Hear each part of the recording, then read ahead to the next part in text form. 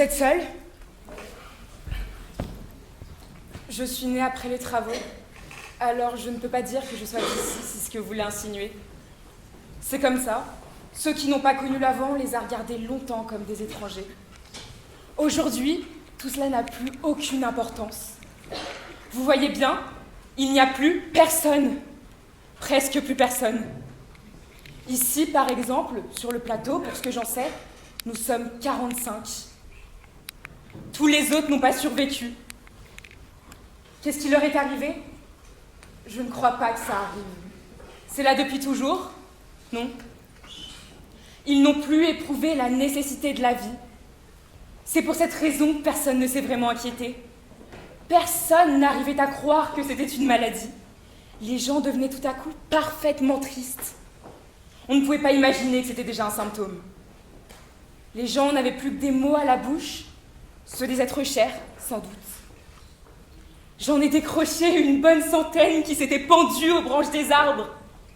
Dans leurs poches, on retrouvait des photos, des objets d'enfants, des billes. Méfiez-vous de l'enfance qui revient sans crier gare. C'est le premier symptôme. Oui. Si vous voulez survivre, tâchez de vous souvenir que la mémoire est devenue une roncière. On ne survit qu'au présent. Ce souvenir qu'il faut oublier, c'est le paradoxe de notre époque et notre seul remède.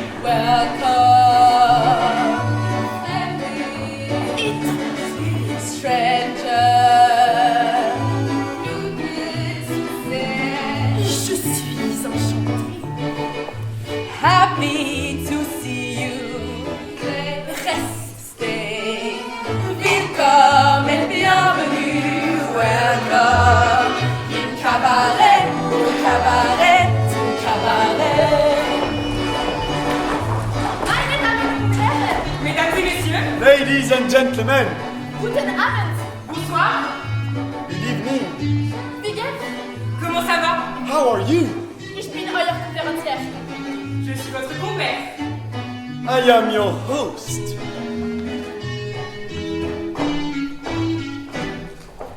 Willkommen, bienvenue, welcome. In cabaret, cabaret, cabaret.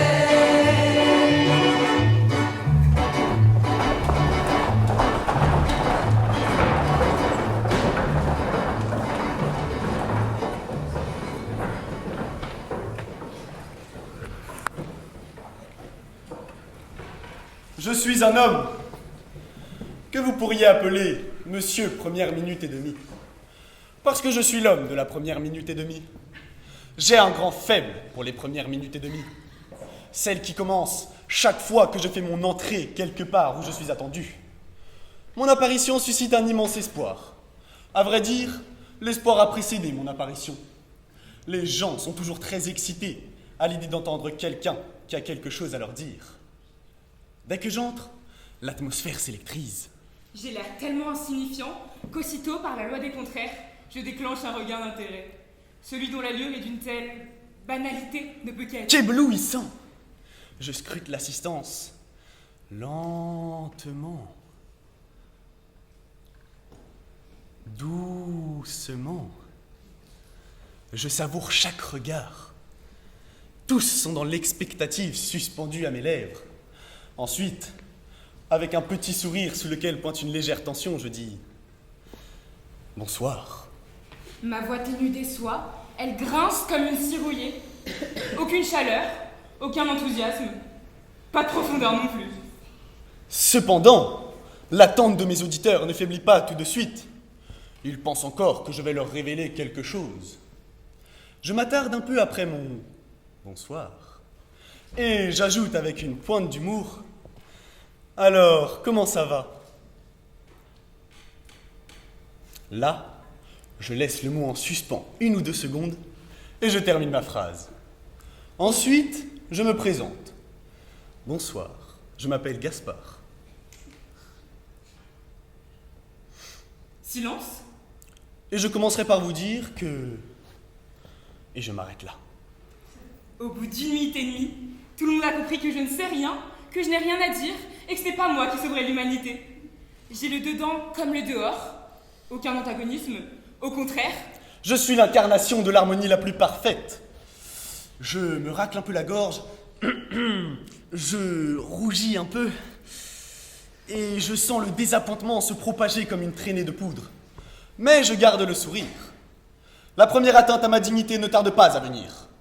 J'ignore l'avion en papier qui s'est envolé et s'est écrasé à mes pieds. Puis, je regarde l'assistance et je me dis de ne surtout pas contrarier une si belle initiative. Merci de m'avoir délesté de ce qui pesait si lourd sur mes épaules. Maintenant, tout le monde sait qui je suis. Ouf. Et pourtant, quand je repense à ma première minute et demie, c'est toujours avec un frisson désolé et un zeste de nostalgie émue. Ah oui, c'était la bonne première minute et demie.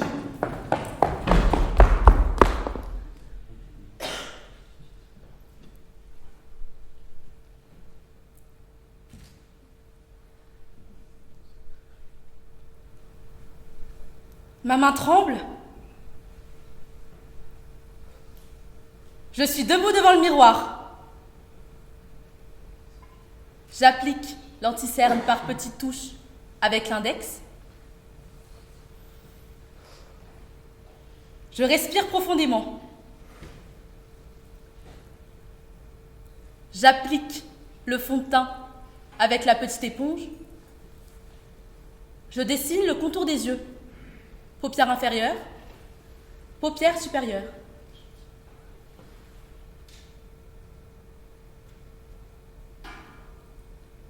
À qui appartient ce visage? Ces yeux charbonneux?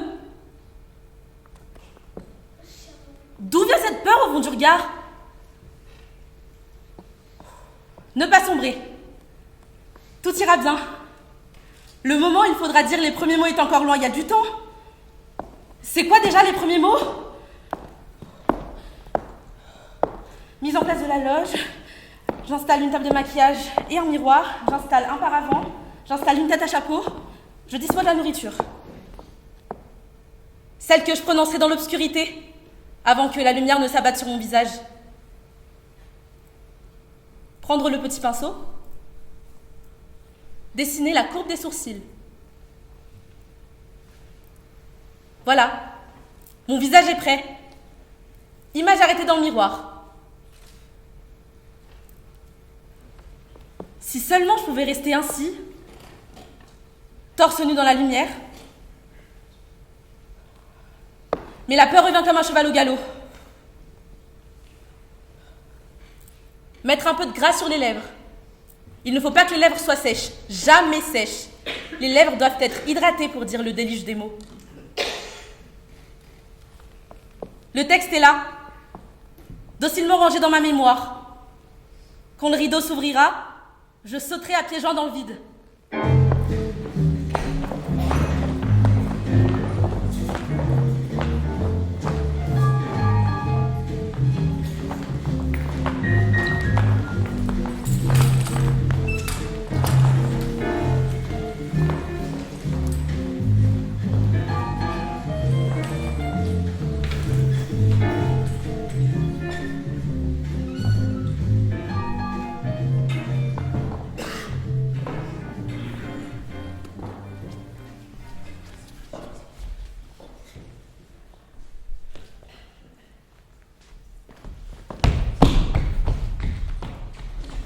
Bonsoir. Bonsoir. Je m'appelle Cops. C'est la première fois que je vais à Londres. J'ai réservé une chambre. Tout à fait, monsieur Cops. La chambre est à votre disposition. Je vous souhaite un bon séjour. Parfait. Ah, pouvez-vous me donner les horaires des repas, s'il vous plaît? Le petit déjeuner est servi de 8 à 9. Le déjeuner de midi à 14 heures. Et le dîner de 19 heures à 22 heures. Parfait. Ah, et est-ce que je peux avoir quelque chose pour le goûter? Sur commande, monsieur. Même du chocolat chaud? Pareil, sur commande. Même un dessert? Oui, monsieur. Parfait.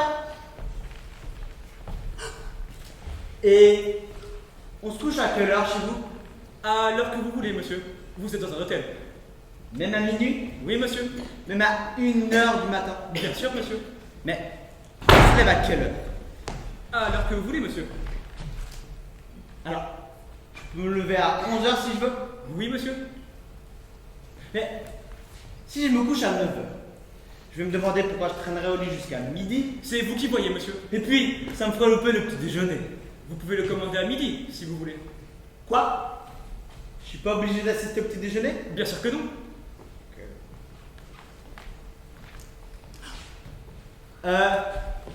Ça marche comment ici pour le brossage? À qui est-ce que je montre que je me suis bien brossé les dents? À personne. Ah bon? Alors, faites comment pour contrôler? Contre pas, monsieur. Ah, super, je vois que tu vous respectez la liberté individuelle. Et ça marche comment ici pour... est-ce qu'il y a quelqu'un qui contrôle si je me suis bien essuyé? Bien, non, monsieur. Super, on s'éclate vraiment. Et j'aurai une clé pour moi, ou enfin pendant la nuit? Vous aurez votre clé, monsieur. Avec un porte-clés? Oui, monsieur. Parfait. Et qui me protégera? Contre quoi? Je sais pas, je peux me réveiller tout à coup. Ça, c'est votre problème, monsieur. Et si je pleure? Pourquoi pleureriez-vous? Je sais pas, je peux avoir peur du noir, de l'ombre, de... Vous pouvez toujours téléphoner à la réception de l'hôtel. Personne ne me grondera? Personne, monsieur. S'il vous plaît, je voudrais vous demander encore une chose. Est-ce que je peux utiliser l'ascenseur pour monter dans ma chambre? Mais bien sûr, monsieur. Super, alors je monte et je fais directement mon bain, ça vous va? À moi? Mais c'est vous qui voyez, monsieur. Vous ne m'obligez pas à prendre mon bain tout de suite maintenant? Bien sûr que non. Ça va. Et qu'est-ce que vous me donnez si je le prends tout de suite maintenant, mon bain? Rien. Et si je vous crois qu'en 10 minutes je fais les dents, le bain, pyjama, pipi et au lit. C'est vous qui voyez, monsieur. Alors quoi? Tout le monde s'en fout si je pleure, si je mange, si je me couche tard, si je prends mon bain? Hein? Tout le monde s'en fout? C'est vraiment un drôle d'endroit ici. Bon. Dernière question. Qui vient me couvrir? Mais personne, monsieur. Vous couvrez tout seul. Ah, bon. Ah. Bonne nuit.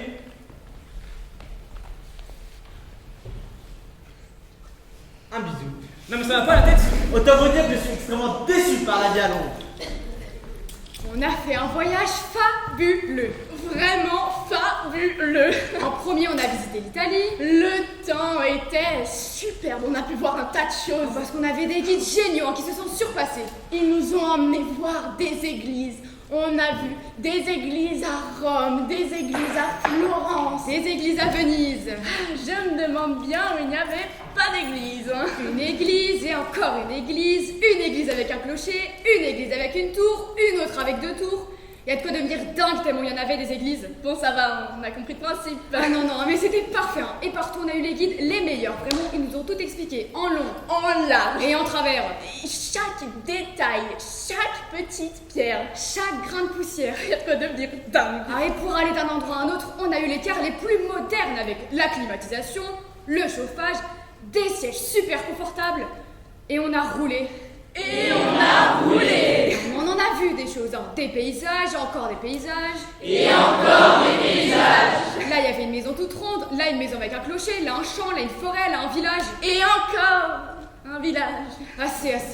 Mais on a vraiment eu le temps de voir plein de choses. Et c'était pareil en Suisse. Une maison, et encore une rivière, et encore une montagne, et encore une vallée. On a vraiment eu le temps de voir plein de choses. Ah, et à Londres, alors là, génial à Londres. Mais en Suisse aussi, on a été dans un cabaret.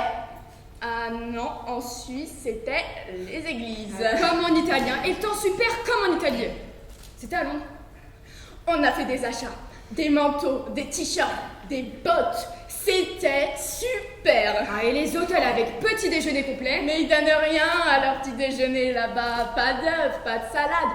une tartine grillée avec de la confiture. Un poil à mûre, un poil à prune. Combien de confitures on peut ingurgiter? Apportez-nous quelque chose d'autre. Il n'y a qu'à devenir dingue.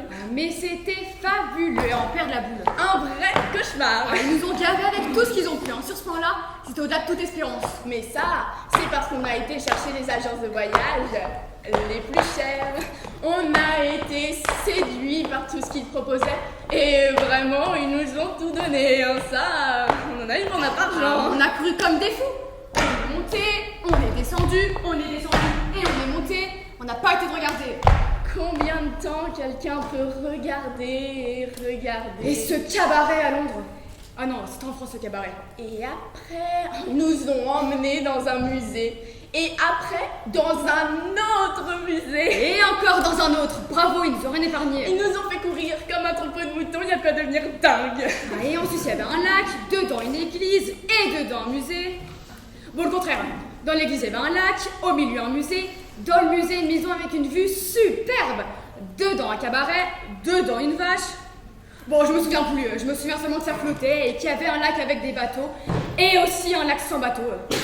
Et le musée d'art africain, c'était à Londres aussi, franchement. Est-ce que j'ai besoin d'aller à Londres pour voir des Africains? Le cabaret, c'était en France. J'ai rien compris. En Angleterre non plus, j'ai rien compris. De toute façon, j'ai rien compris de ce que les guides nous racontaient. Ils ont pas arrêté de parler et de tout expliquer, en long, en large et en travers. Ils ont baragouiné et baragouiné. Quel cauchemar, mon Dieu. J'ai cru que j'allais tomber malade. Pas un instant de répit. Mais vraiment fabuleux, comme ils bossaient et les efforts qu'ils ont fait.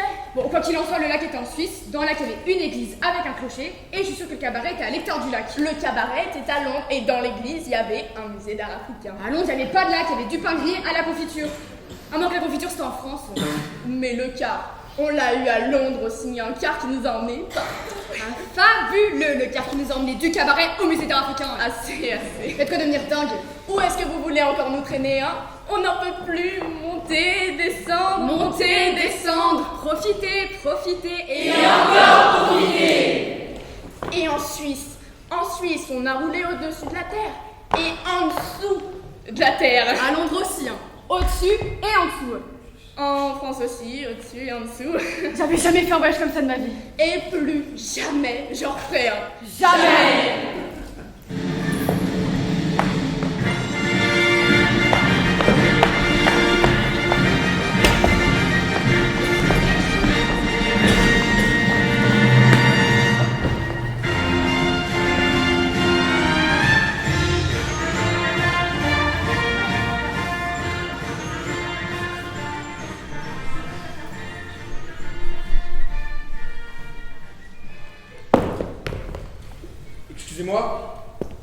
Excusez-moi, monsieur le magicien.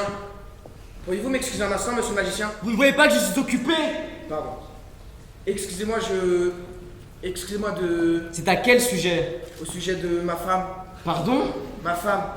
Il y a 10 minutes, vous avez l'amabilité de la couper en deux. Exact. Monsieur attend quelque chose? Non, mais ma femme. Oui. Monsieur l'a découpée. Ça, vous l'avez déjà dit. C'est qu'elle est toujours coupée. Oui, où est le problème? Je ne prétends pas m'y connaître en magie, mais quand avez-vous l'intention de la recoller? Pardon? Je veux dire, quand recollez-vous les deux morceaux de ma femme? Et je ne recolle rien du tout. Vous me prenez pour un menuisier? Pardon. Tout de même, Quoi? ma femme, elle est toujours coupée, et monsieur doit la recoller. Pardon, la remettre comme elle était avant. Vous vous souvenez, n'est-ce pas? Elle s'est portée volontaire il y a 10 minutes pour que vous la coupiez. Et vous l'avez coupée. Maintenant, on attend de voir le tour. Le tour? Je ne fais pas des tours, moi, monsieur. Je fais de la magie. Oh, stop.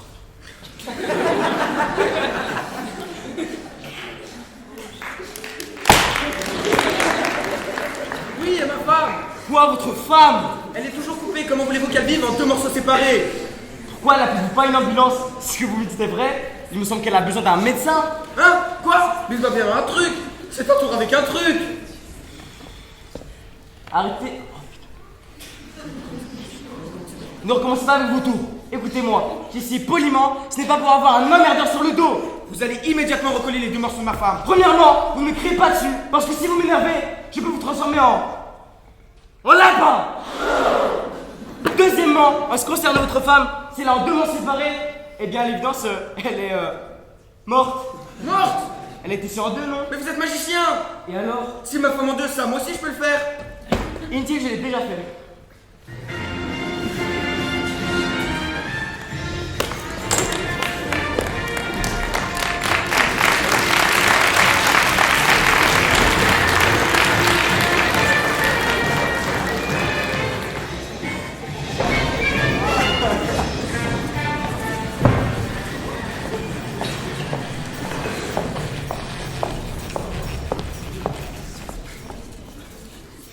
Mise en place de la loge. J'installe une table de maquillage et un miroir, je pends les costumes importants, j'installe une tête à chapeau, j'installe les chaussures à au pied du portant, j'installe deux chefs, je dispose la nourriture, la conduite. Je note les sorties et les entrées des comédiens, je note les à court, à jardin, je note les costumes et les accessoires.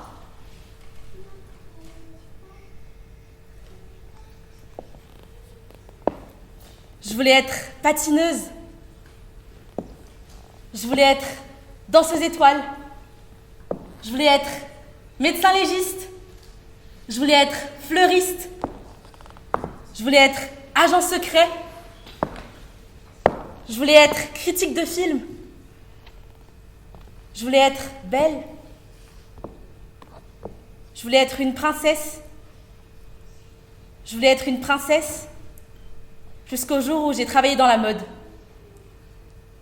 Je déteste le monde de la mode. Je n'ai jamais aimé travailler qu'avec des corps grands et minces, alors que je suis petite et ronde. Alors je choisis d'être habilleuse, polyvalente, rassurante, calme, bilingue, joyeuse, hyper joyeuse, hyper joyeuse. Pardon, excusez-moi.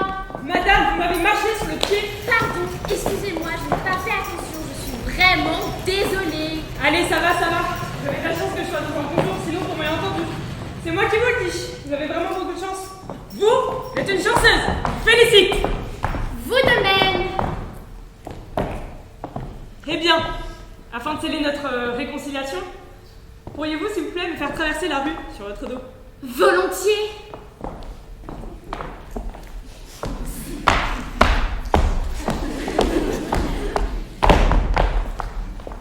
Je vous remercie. Vous êtes quelqu'un de bien. Vous êtes tellement quelqu'un de bien. Je vous félicite. Vous de même. Pour récompenser l'effort que je viens de fournir en vous portant, accepteriez-vous d'aller m'acheter une bouteille de coca et un paquet de chips à l'épicerie du coin?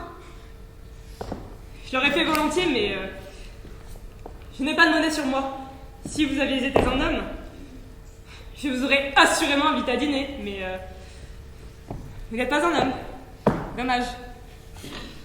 Et vous, dommage que vous ne soyez pas une plume. Parce que si vous aviez été une plume, ça ne nous aurait rien fait que je vous marchiez sur les pieds.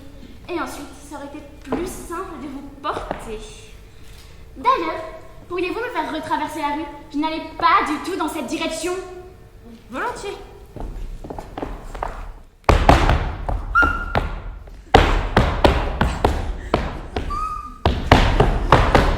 Merci.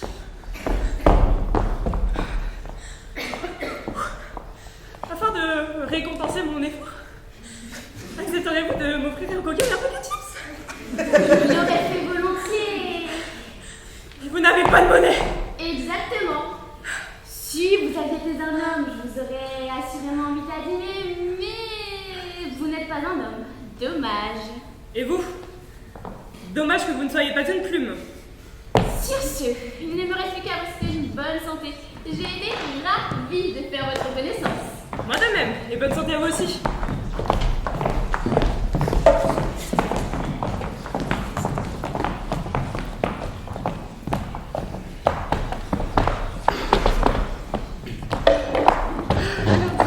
Comment ça va? Ça va et toi? Bah écoute, ça va, hein. Ça passe quoi. Ouais, c'est un peu compliqué en ce moment, je te le dis avec mes copains, mais c'est de renouer des liens, tu Que vois. je me permets de vous demander Ça passe bien, si tu nous vois. pourrions convenir d'un rendez-vous. Même si la distance- Que faites-vous samedi soir? Je suis prise. Tu disais? Je disais que avec Et le samedi d'après? Je suis prise aussi, le samedi d'après. Et dans 2 semaines. Désolée, mais je suis prise. Vous êtes très occupé. À votre avis? Avec la distance, du coup. Et dans 3 semaines. Je suis prise. Dans 4 semaines. J'ai un rendez-vous. Avec un homme. À votre avis? Et dans 5 semaines. Je suis prise. Dans 6. J'ai déjà un rendez-vous. Toujours avec le même homme. À votre avis? Et dans 7 semaines. Prise aussi. Dans 8. Pareil. Jamais je n'obtiendrai d'elle ce rendez-vous. Je vais tenter une feinte. Vous savez, on peut se voir en semaine aussi. Que faites-vous lundi? Ce lundi, j'ai un rendez-vous. Et que faites-vous mardi, mercredi, jeudi, vendredi? Je suis prise. Et que faites-vous lundi, mardi, mercredi, jeudi, vendredi de la semaine prochaine? Et lundi, mardi, mercredi, jeudi, vendredi de la 2e semaine? Et lundi, mardi, mercredi, jeudi, vendredi de la 3e semaine? Et lundi, mardi, mercredi, jeudi, vendredi de la 4e semaine? Et lundi, mardi, mercredi, jeudi, vendredi de la 5e semaine? Et lundi, mardi, mercredi, jeudi, vendredi de la 6e semaine? Et lundi, mardi, mercredi, jeudi, vendredi de la 7e semaine? Et lundi, mardi, mercredi, jeudi, vendredi de la 8e semaine? Je suis prise.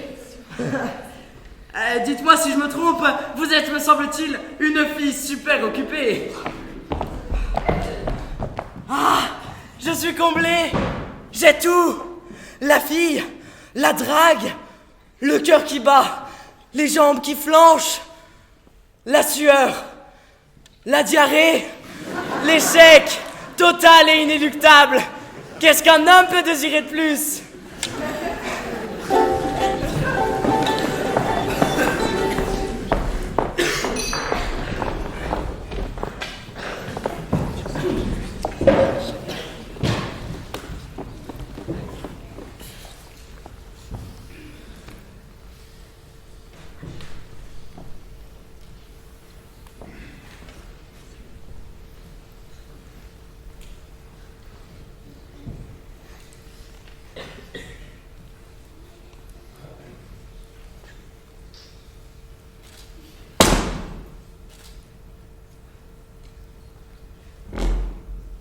Voilà, ce dont j'ai très envie. C'est à moi. J'en ai très envie quand même. Impossible. Mais j'en ai terriblement envie. Oui, mais c'est terriblement impossible. Ça lui appartient, vous comprenez? Oui. Je comprends. Et j'en suis profondément désolé. Pour vous, ça va bien? Oui, ça va plutôt bien. Et pour vous? Pareil. Tout baigne, c'est ça? Vous me posez la question? Oui. Effectivement, tout baigne. Est-ce que vous me posez la question à moi aussi? Oui. Tout baigne. Quel dommage que je ne sois pas vous. Eh oui, j'avoue que c'est génial d'être moi. L'apothéose. Et être moi, c'est pas franchement génial. Hein. Vous me posez la question? Oui. Pas génial du tout. Est-ce que vous me posez la question à moi aussi? Pourquoi pas? Alors je confirme. Si j'étais lui, vous me laisseriez toucher? Oui. Mais puisqu'il n'est pas moi, tu ne le laisseras pas toucher, n'est-ce pas? Évidemment. Ceux qui sont moi, tu les laisseras toucher. Les autres, que dalle. Exactement. C'est génial, non? Tu poses la question à moi ou à lui? À toi. Et après à lui. Oui, c'est génial. Oui. C'est génial. Vous avez compris la différence entre vous et moi? Oh que oui.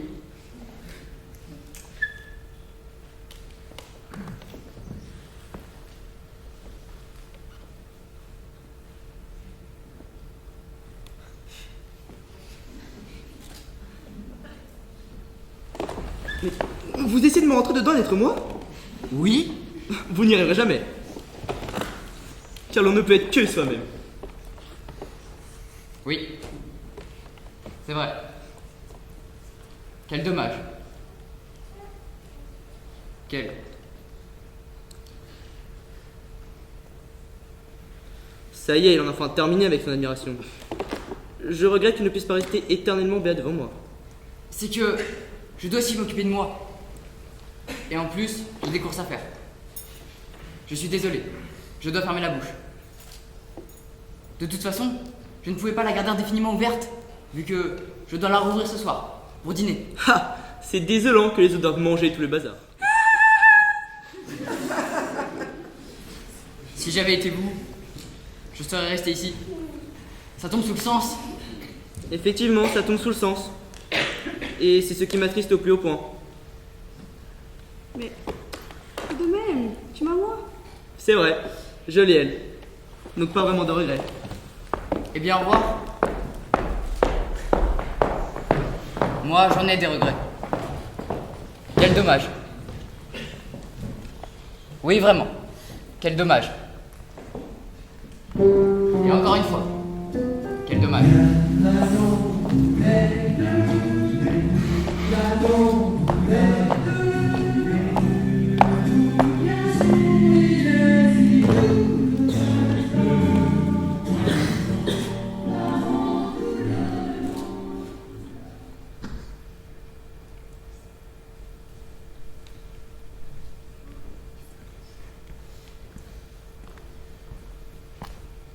Pourquoi est-ce que tu ne viendrais pas t'allonger à côté de moi? Désolé, je ne peux pas. C'est quoi le prétexte? Ma grand-mère est morte. J'ai un mot. Signé par qui? Par mon grand-père. Le mois dernier, tu m'as dit qu'il était mort, ton grand-père. Du côté de ma mère. Celui-là, c'est du côté de mon père. Je sous-signais, atteste par la présente, que, suite au décès de sa grand-mère, mon petit-fils, Benny Benchik, sera dans l'incapacité de pratiquer toute activité réjouissante, et ce, pour une période d'1 an.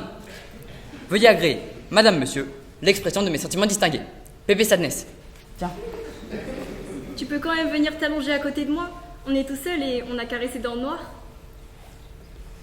Oui, mais... J'ai un mot de mon psy. Il m'interdit de rester dans le noir lorsque je suis en deuil. Ça me donne des hallucinations déprimantes. On n'est pas obligé de rester dans le noir total. On peut laisser une petite lumière. Sauf que là... J'ai un mot de mon ophtalmo. Vu l'état déplorable de ma rétine, je dois éviter les petites lumières. On n'a qu'à allumer normalement. Mais on retombe sur le mot de mon grand-père, qui atteste du décès de ma grand-mère. Je suis désolé. J'ai une grande famille. Qui vieillit. Sans compter mes propres problèmes de santé. Peut-être que nous nous reverrons. Un jour.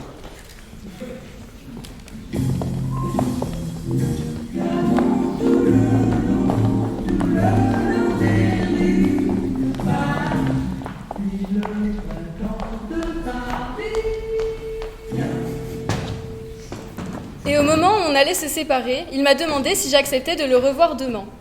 Je n'étais pas vraiment emballée, mais j'ai quand même répondu « oui ». Il m'a demandé si 8h du soir ça me convenait, et j'ai dit « oui ». Parfait. Il a dit Je viendrai donc te chercher demain, à 8h du soir. J'ai dit « d'accord ». Et il a aussitôt ajouté 8h précise. 5 minutes avant, 5 minutes après, mais grosso modo, à 8h. J'ai dit « d'accord, je serai là ». Il a essayé de m'embrasser sur la bouche, mais j'ai tourné la tête. Et il a dit Bon, eh bien, à demain.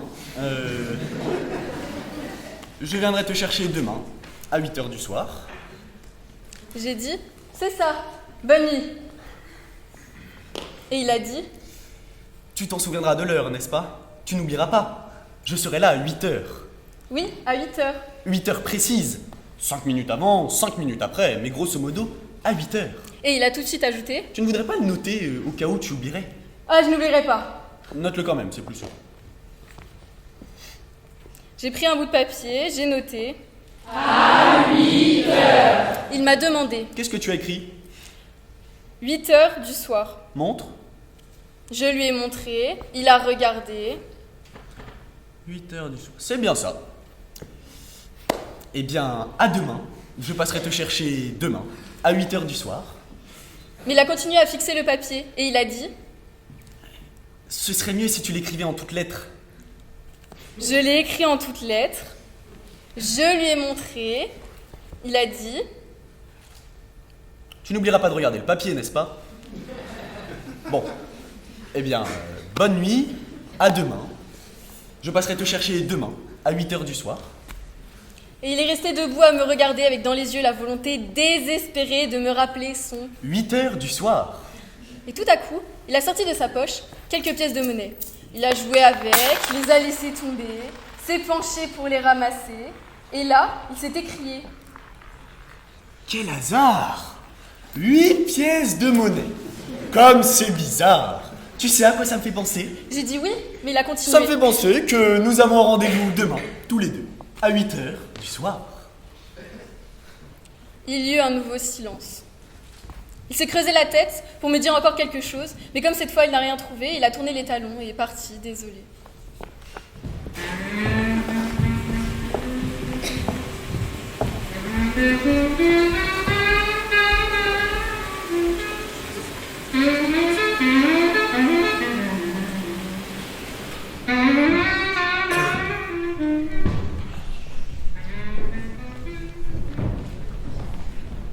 Je l'entends venir de loin, par les portes entr'ouvertes, depuis le fond des allées, au regard des palissades. Je le sens qui enfle à mesure que j'approche. Je le perçois qui monte, s'intensifie. Je reconnais sa texture désirable, son grain spécial. Souvent j'accélère. Et quand je débarque dans la salle du théâtre, toujours un peu ébloui, égaré,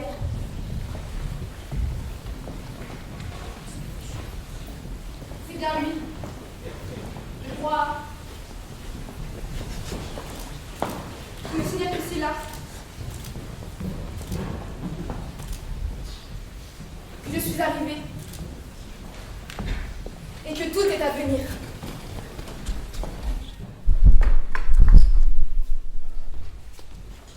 Son étymologie énigmatique appelle de vieilles prières juives.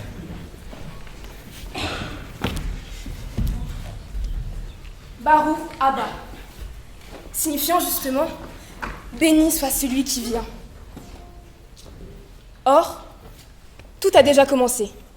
Certes, le rideau est encore baissé, les lumières sont allumées, quelques personnes vont et viennent dans les travées, se faufilent dans les rangs, un livret à la main, s'adresse des signes. Certes, la salle bruite des sons de tout ce qui se frotte, se glisse, s'assied, s'installe. Le fauteuil qui souvent grince, et les sacs, où l'on y remue la main, pour y chercher ses lunettes, y plonger un portable. Et quelque chose est là, palpable, audible, qui me dit que le théâtre est en cours. Comme si le brouhaha en était la matière première, la matière brute. Comme si tout geste de théâtre ne pouvait émaner que de lui, se déployer dans sa continuité. Et toutes ces voix qui murmurent ensemble faisaient bien autre chose que de précéder la représentation. Mais que celle-ci, au contraire, en procédait. Cette voix, j'ai le sentiment qu'elle s'invente au théâtre, qui est tout autant le lieu où l'on entend que celui où l'on écoute. Un lieu, peut-être le dernier, peut-être le seul, où accueillir cette parole ordinaire, prosaïque, ressassée, ces bribes de discours, ces répliques automatiques et usées, ces phrases qui tournent, chargées de refrains, de slogans. Cet infralangage quotidien qui court dans les soutes. Mais parfois, c'est une voix qui perce dans la clameur, émerge lentement, jusqu'à solliciter la pleine écoute de la salle.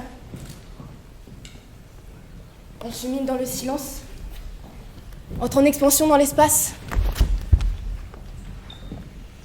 frôle sur les rangs des spectateurs,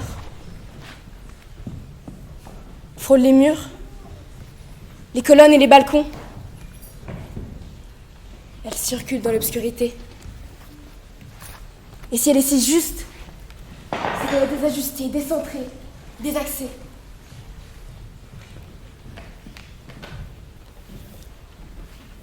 J'ai l'impression qu'elle prend un risque, qu'elle est en danger.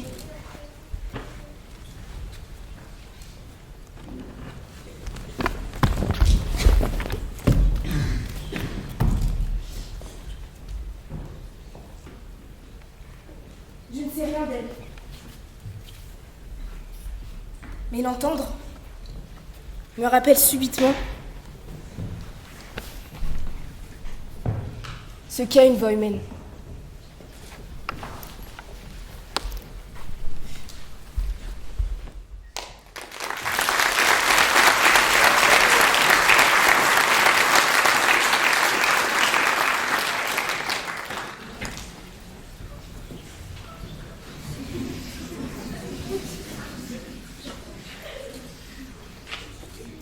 À la perplexité que vous inspire mon drôle de chapeau, je vous dirais qu'il est très bien, ce chapeau. Très particulier. La fermeture éclair du milieu s'ouvre et libère la partie intérieure. Là, on défait 2 boutons de chaque côté. On retourne les oreillettes, on les déplie, et elles deviennent des poignées. Le chapeau s'élargit et se transforme en cabas. Très facile et très pratique. Imaginez, vous sortez en hiver, sous la pluie et dans le vent. Vous êtes protégé par votre chapeau et vos mains peuvent rester bien au chaud dans les poches de votre manteau. Tout à coup, vous tombez sur 2 kilos de pommes en promotion, que vous ne pouvez pas ne pas acheter. En supposant que soudain le ciel s'éclaircisse et que la pluie s'arrête, eh bien vous n'avez qu'à enlever votre chapeau, votre tête n'a plus à en supporter le poids, et vous avez un cabas pour mettre vos pommes dedans. Ce qui fait que vous avez toujours ce dont vous avez besoin, au moment où vous en avez besoin. Je vois. Je dirais même que vous avez beaucoup de chance.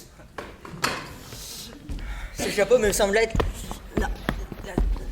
la solution à tous les problèmes. Dommage que je n'en ai pas un comme ça, moi. Pourriez-vous m'indiquer où vous l'avez acheté? Je ne l'ai pas acheté. On me l'a offert. Alors pourriez-vous vous renseigner auprès de la personne qui vous l'a offert? Ah, il est mort. Ici? Non, au fin fond de l'Australie. Alors peut-être ça décrire un chapeau. Il est mort sans personne, il n'avait que moi. Il m'a ramené ce chapeau du fin fond de l'Australie et il est mort. Quel dommage. Si j'avais un tel chapeau, je ne me poserais plus de questions. J'ai besoin d'un chapeau exactement comme ça ici.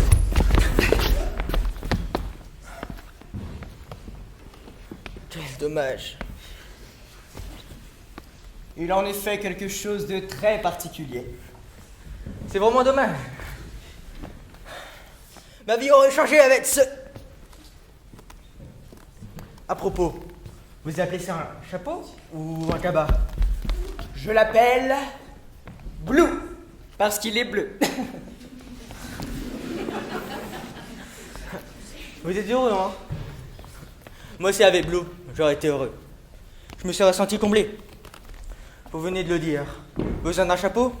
Hop, un chapeau. Besoin d'un cabas? Un cabas. Fini les emmerdements, les angoisses, le stress, la guerre. Tout ça, ça ne te concerne plus. Tu es peinard, libre et léger. Tu te balades avec Blue et tu t'en fous du reste. C'est vraiment dommage. C'est vraiment dommage. Vous ne savez pas comme cela me désole. Fin fond de l'Australie, vous avez dit. J'ai connu une Australienne une fois. Oh! Elle m'a même laissé sous-entendre qu'elle voulait bien. Ah! Finalement, elle est partie. Ah! Et dire qu'en cet instant, je pourrais couler des jours tranquilles avec Blue. Il y a un autre Blue. pour être 2 fois plus heureux. Va-t'en savoir où la victoire a donné rendez-vous. Tu es loupé les caches. Loupé, tout simplement.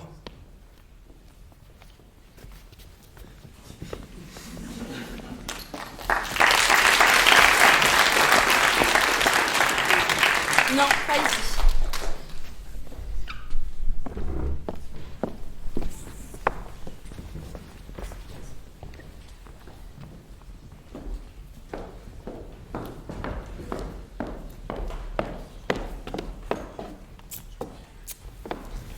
Comment allez-vous, chère Madame Mimé? Je vois que vous avez pris du poids. Ah non, pas pris. Reçu d'Amérique. Mon cousin m'a envoyé 2 beaux kilos bien tassés. C'est beaucoup moins cher là-bas. Et vous, quoi de neuf? Ça va, on mange un peu, on boit un peu, on dort un peu, on transpire un peu. Comme d'habitude. Il paraît que... Un pas en avant, un pas en arrière. Il paraît que... Et on soupire aussi de temps en temps. Il paraît que... Et on attend juste que la vie nous donne un peu de satisfaction. Espérons. Oui. Il paraît que Madame Fuchs a marié sa fille. Oui, la semaine passée. Enfin, mariée. Quoi? Non, rien. Puisse-t-il vivre heureux jusqu'à la fin des temps? Mais vous avez dit marier avec un drôle d'air, comme s'il y avait un problème. Moi? Mais pas du tout. Puisse-t-il vivre heureux jusqu'à la fin des temps? Mais, ma chère, je te pousse. Vous cachez quelque chose. Moi? Mais certainement pas. Il n'y a rien à cacher. Puisse-t-il vivre heureux jusqu'à la fin... Vous savez pourtant que rien ne m'échappe. Je capte tout. Dieu merci. Alors, dites-moi, quel est le problème avec ce mariage? Qu'est-ce qui cloche? Mais rien, c'était parfait. Vous pouvez bien me le raconter. Dans sa maison, un grand cerf regardait par la fenêtre. Ce n'est pas bien de se moquer. Cerf, cerf, ouvre-moi, ou le chasseur me tuera. Ça restera entre nous. Vous savez que vous pouvez me faire confiance, que je ne dirai à personne. S'il vous plaît, dites-moi ce qui cloche. Rien qu'à moi, à moi, à moi, à moi. Dites-le-moi, à moi. Allez, ne soyez pas comme ça. Je suis comme ça. Mais pourquoi? Vous voyez bien que ça m'intéresse au plus haut point. Mais arrêtez enfin, ça devient gênant. Bon, la seule chose que je peux faire pour vous, c'est vous donner un indice. Où en étions-nous? Un indice? Vous alliez me donner un indice, me mettre sur la voie? Oui, la seule chose que je peux faire pour vous, c'est vous suggérer... Quoi? De ne pas vous fier aux apparences. Pour le mariage des Fuchs? Pour le mariage Fuchs et pour la vie en général, ma chère. C'est-à-dire? C'est-à-dire que c'est-à-dire, n'insistez pas. Je ne supporte pas les pressions et suis très jalouse de ma tranquillité. Chère madame, je te pousse. Quoi? Dites-le-moi. Allez. Quoi? Dites-le-moi. Allez. Quoi? Dites-le-moi. Allez, s'il vous plaît, il faut absolument que je sache ce qui s'est passé. Il faut absolument. Chère madame, je te pousse. Oui. Dites-le-moi. Allez. Quoi? Dites-le-moi, dites-le-moi. Avez-vous l'intention de rester toute la nuit comme ça avec votre dites-le-moi, dites-le-moi, dites-le-moi? Bon, je vais vous poser des questions. Vous n'aurez même pas à répondre. Juste à remuer de la tête pour dire oui ou non. Est-ce que j'ai l'air de quelqu'un qui remue la tête? Franchement, me faire ça à moi, votre meilleure amie, moi qui croyais que nous étions sœurs, vous et moi, cul et chemise, je te pousse et je m'y mets. Être les meilleurs amis du monde n'a jamais empêché personne de rester à sa place. Qu'entendez-vous par rester à sa place? Ceci. L'une sait ce qui cloche avec le mariage des Fuchs et l'autre ne sait pas ce qui cloche avec le mariage des Fuchs. Cela signifie que l'une sait ce qui cloche avec ce mariage et l'autre ne le sait pas. En conclusion, l'une sait ce qui cloche avec le mariage des Fuchs et l'autre non. Bref, chère Madame Chimay, inutile de palabrer davantage. Moi, je sais ce qui cloche avec ce mariage et vous non. En d'autres termes, vous n'êtes pas moi. Et si ce n'est pas trop vous demander, pourriez-vous me faire 2 petits sauts de lapin? Pardon? Je n'ai pas l'habitude de me répéter. Mais, ma chère, je te pousse, enfin. Il n'y a pas de je te pousse qui tienne. Avez-vous entendu ce que je viens de dire? Et si je... Vous me le raconterez? Vous me le raconterez? Oui ou non? Si je saute, vous me le raconterez? Vous n'allez même pas répondre, vous pouvez juste remuer de la tête. Bon. Je vais faire ces 2 petits sauts de lapin. Mais n'oubliez pas, j'ai foi en notre accord tacite et je sais qu'après vous me direz tout. N'est-ce pas?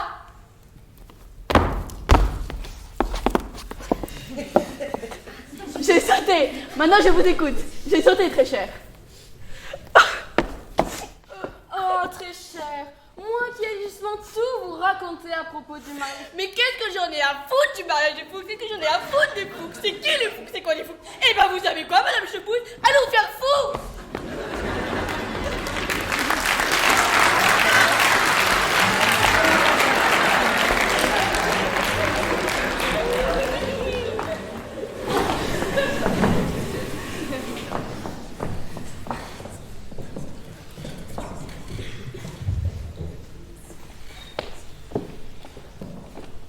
suis allé aux toilettes avant le début du film, mais j'ai de nouveau envie de pisser. Je sais pas pourquoi, en hiver c'est toujours... Chut. En fait, c'est pareil en été. Je me demande si ça vient de la prostate ou de la vessie. Peut-être des deux. Effectivement, peut-être des deux. Je n'y avais pas pensé. Ou peut-être des 4. De la prostate, de la vessie et des 2 reins. Chut. Bon, si j'ouvre quelque chose, tu me raconteras.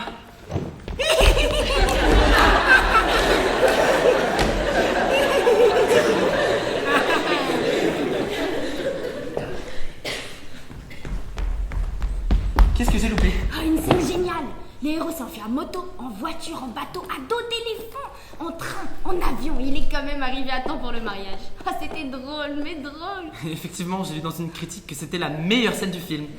Pourquoi est-ce que j'étais pissé juste à ce moment-là? Juste à ce moment-là. Ah, sûr que c'était la meilleure scène. Hein. Moi, pendant ce temps, je pissais comme un con. Au lieu de voir la meilleure scène du film, j'ai vu le mur des chiottes, ma pisse et l'urinoir avec les traces de pisse des autres. En plus, comme je voulais me dépêcher, je me suis arrêté à en avoir complètement terminé. Sauf que la vessie, tu ne peux pas la tromper. Et j'ai été obligé de rouvrir mon pantalon, attendre que les dernières gouttes sortent et de me secouer de nouveau. Bref, ça a été 2 fois plus long. Moi, dès que j'essaie de gagner du temps, j'en perds 2 fois plus. T'as raison. Ah, et je dois t'avouer quelque chose. Pendant que t'étais aux toilettes, j'ai rencontré quelqu'un. Le coup de foudre.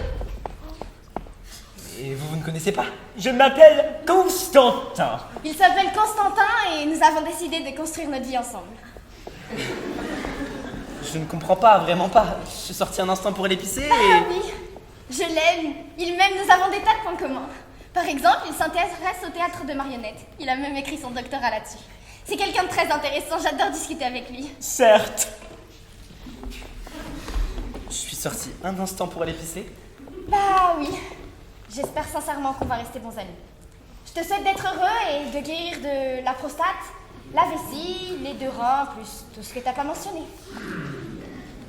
Je suis sorti un instant pour aller pisser. Oh, à ce propos, tu te souviens de cette fille dont tu étais follement amoureux mais qui n'a jamais pissé dans ta direction? Celle que tu m'as montrée un jour au coin de la rue. Eh bah, figure-toi qu'elle est passée. Celle qui ressemble à Greta Bardovich? Exactement. Elle est venue ici? Elle est encore plus belle qu'avant, une créature de rêve. De toute façon, je ne lui plaisais pas. Eh bah, figure-toi qu'elle s'est approchée de moi et m'a demandé où tu étais passé. Je lui ai expliqué que tu étais aux toilettes et elle m'a dit que c'était vraiment trop dommage. Elle venait de se rendre compte qu'elle t'aimait depuis toujours, sans le savoir. Elle est partie dans quelle direction? Ah, elle ne pouvait pas rester. Un taxi devait passer la prendre pour l'emmener en Australie. On l'attend sur un énorme tournage. En Australie? Eh oui, au fin fond de l'Australie. Et où est-ce que je trouverais l'argent et la motivation pour aller jusqu'en Australie? Oh, et figure-toi que juste après, c'est son producteur qui a débarqué. Lui aussi, il te cherchait. Voulait te parler du scénario que tu as écrit il y a quelques années. Tu t'en souviens? Il est venu ici? Il est entré juste au moment où elle sortait. C'est vraiment dommage, hein, parce qu'il était prêt à te l'acheter 200 000 $ cash, ton scénario. Plus un pourcentage. Mais comme t'étais pas là et qu'il devait se dépêcher... Dire que 200 000 $ viennent de me passer sous le nez. Avec cet argent, j'aurais pu l'argent en Australie. Bah oui, mais à quoi bon? Tu viens de dire qu'elle était folle de moi et... Oui, mais combien de temps une femme peut-elle attendre? Elle a précisé que si tu ne revenais pas tout de suite, elle céderait aux avances du producteur. Lui aussi est fou d'elle. Il m'a d'ailleurs confié son intention de la demander en mariage dans le taxi. Oh, et j'oubliais. Elle m'a dit que si tu restais introuvable, elle accepterait la demande sans hésiter. Donc, à l'heure qu'il est, ils doivent être dans le taxi, déjà fiancés, prêts à s'envoler et convoler en Australie.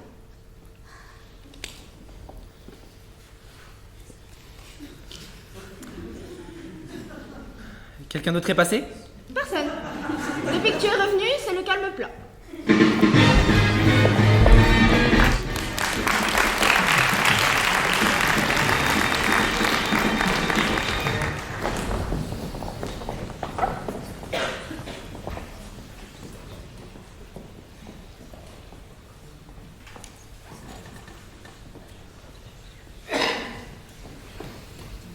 Le type là-bas, tu trouves pas qu'il est bizarre? Si, il a pas l'air net. Et t'as vu comment il s'appelait? Ouais, il porte une robe. C'est pas net un type qui porte une robe. Et t'as vu? On dirait des chaussures de dame. T'as vu cette coiffure? Il a les cheveux longs. C'est pas net un type qui porte des cheveux longs. Il ferait mieux d'aller voir. J'y vais.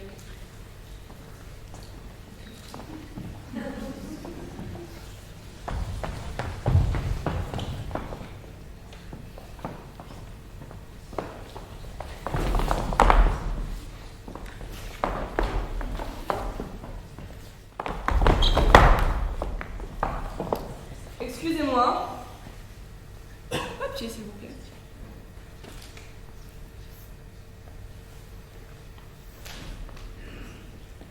Ah.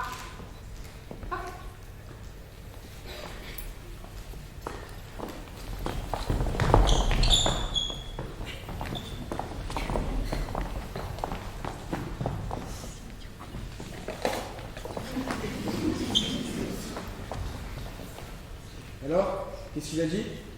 C'est pas il. C'est elle. Ah, maintenant je comprends.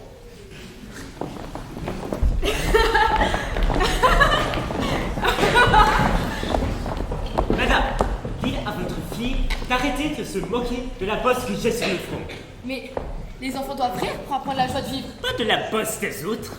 Un enfant rit de tout et de n'importe quoi. Je trouve ça injuste. Moi aussi, j'ai été un enfant. À l'époque, je n'avais pas de bosse. Ce n'est pas une excuse. Ma fille ne rit pas de ce qui a été, mais de ce qui est. Or, présentement, vous avez une bosse, oui ou non? Alors présentement, elle en rit. Peut-être aura-t-elle elle aussi une bosse en vieillissant. Puisqu'on vous dit qu'elle est dans le présent, pas dans le passé et pas dans le futur. Elle rit au présent de l'indicatif. La belle affaire du jour où elle est née. Elle avance, comme nous tous, sur le tapis roulant de la vie. Vers quoi? Une bosse. Et après, la mort. Mais avant, elle aura rencontré quelques beaux garçons. Moi aussi, j'en ai rencontré. Que maintenant. Dans le passé. Sauf que nous sommes au présent. Quand j'ai rencontré ces garçons, c'était aussi le présent. Peut-être, mais où est-il ce présent? Envolé, fini, plus rien. Peut-être. Là où sont-ils, les futurs beaux garçons de votre fille? Présentement, je ne vois personne. Exact, puisque présentement, elle se moque de vous et de votre boss. Vous m'étonnez beaucoup, madame. On dirait que vous ignorez que tout passe, pas seulement moi. Passer, ne pas passer. Ma fille rit, c'est le principal. Et si, un jour, elle se réveillait tout à coup, avec une bosse couverte d'eczéma, qu'en sera-t-il de sourire? Fini, plus rien. Mais elle aura ri. Futur antérieur. On a beau se gargariser du présent, qu'en est-il du futur? Car un jour, inéluctablement, le futur devient présent. Et ce jour-là, c'est moi qui rirai de la bosse couverte d'eczéma de votre fille. Une bosse couverte d'eczéma est nettement moins drôle qu'une bosse tout court. Ce n'est pas vous qui allez m'enseigner la grammaire du rire. Avouez que dans le futur, vous et votre fille m'envierez.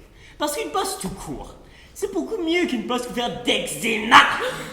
Dans le futur, nous ne vous envierons pas, cher monsieur. Nous rirons du passé. Mais je parle du présent. Du présent. Du présent de maintenant ou du présent à venir? Du présent quand vous pensez au futur et du futur quand vous pensez au présent. C'est très simple, quand je pense au présent, je ne me projette absolument pas dans le futur. Et quand je serai dans le futur, eh bien, si je pense à quelque chose, ce sera au passé. Bref, chacun voit midi à sa porte. Je ne vous fais pas dire.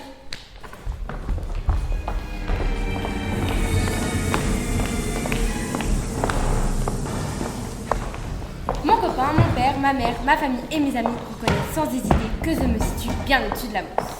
Et que toute tentative de trouver des similitudes entre moi et une mousse serait ridicule. Effectivement, il suffit de nous mettre côte à côte pour que l'infériorité de l'insecte saute aux yeux. D'ailleurs, d'après mon copain, et je l'admets sans fausse modestie, si j'avais été une naine, ce que je ne suis évidemment pas, oui, même dans ce cas, je serais plus grande et plus grosse que la mousse. Je peux donc dormir tranquille, calfeutrée dans la certitude que je me situe au-dessus de la mousse. Je suis désolée de vous déranger à une heure aussi tardive. Je ne vais pas vous embêter longtemps, Madame Poutrouche.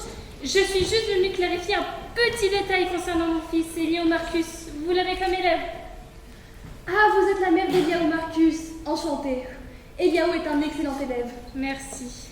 Le problème, c'est que depuis un certain temps, il revient à la maison et me raconte des choses auxquelles j'ai un peu de mal à croire. Eliao? Mais c'est un enfant tellement... C'est bien pour ça. Moi aussi, au début, quand il a commencé à me débiter ses élucubrations, j'étais très étonnée.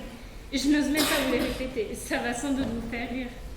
Tenez, par exemple, il y a 2 jours, il est revenu de l'école et il m'a soutenu dur comme fer qu'en cours de géographie, vous leur aviez appris, vous, Madame Poutrouche, que la Terre était plate. C'est drôle, non? C'est-à-dire que c'est drôle qu'un enfant soit capable d'affabuler à ce point, Enfin, quoi qu'il en soit, ça ne peut pas être vous qui leur avez dit une chose pareille. Ah si, c'est moi. Pardon? Ah, c'est de l'humour? Pourquoi de l'humour? Pourquoi de l'humour? Pourquoi de l'humour? C'est-à-dire que vous leur avez effectivement dit que la Terre était plate? Oui. Ah, excusez-moi, mais nous savons tous que la Terre est ronde. Nous savons tous? Qui ça tous? Moi par exemple, je ne le sais pas. Ah. Parfaitement. Et permettez-moi de vous poser une question simple. Si la Terre est ronde, comment se fait-il que les gens qui vivent de l'autre côté et marchent la tête en bas et les pieds en haut ne tombent pas dans le ciel? Enfin, n'importe quel gamin sait que le haut et le bas sont des concepts relatifs. Des concepts relatifs? Qu'est-ce que c'est que des concepts relatifs? Madame Marcus, pourquoi lancer des mots compliqués sans réfléchir? Moi, je pose une question simple. Comment les gens peuvent-ils marcher la tête en bas et les pieds en l'air sans tomber? Et vous me répondez par des concepts relatifs. Mais enfin, vous croyez que j'ai un petit pot à la place de la cervelle? C'est la force de gravitation universelle. Vous vous égarez dans vos concepts relatifs, Madame Marcus. Très bien. Mais alors, si je puis me permettre, Madame Poutrouche, comment expliquez-vous, vous, que les gens qui vivent en Australie ne tombent pas dans le ciel? C'est très simple, la Terre est plate. Si je comprends bien, mon fils n'a rien inventé du tout. Eliaou, certainement pas. Eliaou est un élève sérieux et intelligent. Que faire? Moi, je n'ai pas du tout l'impression de vivre sur une boule. Désolée. Et entre nous, Madame Marcus, quand vous dites les gens qui vivent en Australie, avez-vous déjà vu l'Australie? Non. Avez-vous une preuve de l'existence de l'Australie? Une preuve de l'existence de l'Australie? Oui, vous m'avez bien entendu. Êtes-vous sûr que ça existe, l'Australie? Car, en y réfléchissant bien, qui attire notre attention sur l'Australie, qui édite les cartes géographiques d'Australie, qui nous informe sur ce qui se passe en Australie, bref, qui essaye de nous convaincre qu'un endroit tel que l'Australie existe? L'ambassade d'Australie. Et comment voulez-vous qu'il soit objectif cela, puisque même sont australiens? Enfin, tout de même, si je peux me permettre, Madame Poutrouche, bon, en ce qui concerne la Terre, j'avoue qu'il y a quelque chose dans ce que vous dites. Mais pour l'Australie, franchement? Je n'affirme pas que l'Australie n'existe pas, Madame Marcus, mais je n'affirme pas non plus qu'elle existe. C'est juste que gober tout ce qu'on me raconte, ça, je refuse. C'est que voilà, en ce qui concerne l'Australie, j'ai du mal à vous suivre. Il s'agit tout de même de l'Australie. Mais je viens de vous expliquer que... Je ne dis pas que vous n'avez pas raison, seulement, vous comprenez, en terminer d'un coup avec un pays aussi vaste. Certes, c'est loin l'Australie et c'est quelque chose d'un peu mythique, mais... Un mythe, exactement. Tout n'est qu'un mythe. Vous pouvez constater par vous-même à quel point tout est simple, tout converge. Il suffit d'avoir le courage de penser logiquement et de poser les bonnes questions. C'est comme ça, avec la science moderne, on a beau faire des tours et des détours, on en revient toujours à moi. C'est ce que j'enseigne à mes élèves. Tout est potrouche. Tout est potrouche. Tout est potrouche. Et lorsqu'ils grandissent et quittent l'école, ils savent.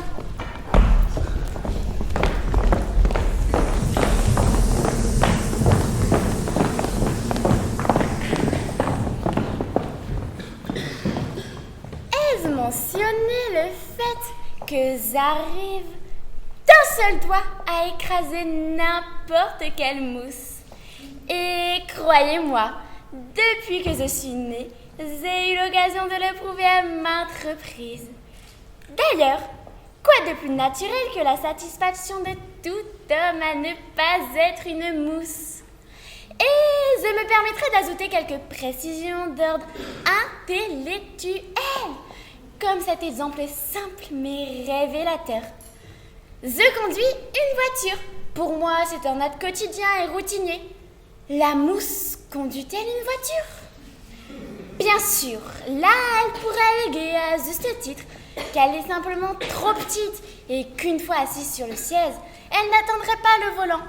Certes, mais puisque tel est le cas, la mousse a-t-elle essayé de se construire une voiture adaptée à sa taille?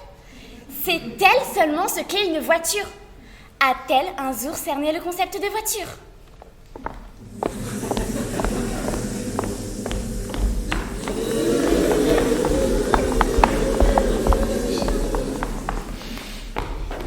Non, mesdames et messieurs, je ne suis pas une mousse. Et Zion vient me titiller en affirmant que les mouses, malgré leur infériorité, se reproduisent à un rythme beaucoup plus rapide que le nôtre, eh bien, je ne le contesterai pas. De même que je leur reconnais un grand pouvoir de nuisance. Je sais qu'elles sont capables de transmettre toutes sortes de maladies répugnantes. Et si on cherche la petite bête en arguant que les mouses sont plus nombreuses et qu'elles nous encerclent de toutes parts, eh bien, cela non plus, je ne le contesterai pas. Cependant, jamais, jamais, les mouses n'arriveront à la vie de l'homme. Quoique...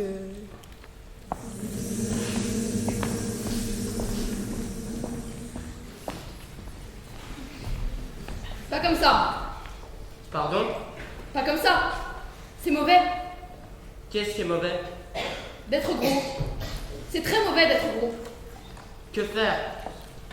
Je suis gros. Il faut être mince. Certes, mais je n'y arrive pas. C'est mauvais. C'est que moi, je suis naturellement gros. C'est exactement de ça que je parle. De la nature. C'est très mauvais d'être naturellement gros. Et naturellement petit. Ce n'est pas conforme. À quoi? À ce qu'on attend de vous. Être grand et mince. Et les petits gros n'ont pas le droit de vivre? Si, mais mal. Il faut être grand et mince. Chauve aussi, c'est mauvais. Ben, j'ai perdu mes cheveux. Je vois bien. C'est ça qui est mauvais. Il en faut des cheveux beaucoup et longs. Pourquoi longs? Pour les tresses. Tresses? Pourquoi est-ce que je devrais avoir des tresses? Je ne suis pas chinois. Non, il ne faut pas être chinois, il faut être femme. Comment ça, femme? Moi, je suis un homme. C'est ça qui ne va pas, mais alors pas du tout. Il ne faut pas être un homme, mais naître femme. Fais gaffe. Fais gaffe? Je m'appelle Gadi. Gadi? C'est consternant. Un homme, c'est consternant. Vous avez tout raté, mon pauvre homme, chauve, petit et gros, alors qu'il faut être femme, grande, mince, avoir des nattes enroulées autour de la tête, maintenues par des peignes. Et s'appeler Faiga. C'est qui, Faiga? Ma tante! Mais moi, je suis Gadi. Comment pourrais-je être votre tante, Faiga? C'est bien ce que je dis. Vous n'avez aucune chance. Vous avez tout raté. Le fiasco intégral. C'est consternant. C'est consternant.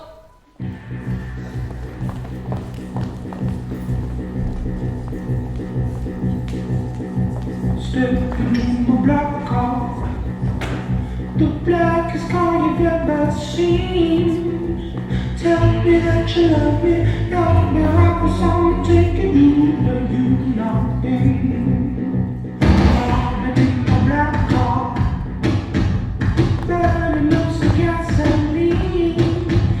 Set my walls on fire, unleash your desire to the knock-on machine.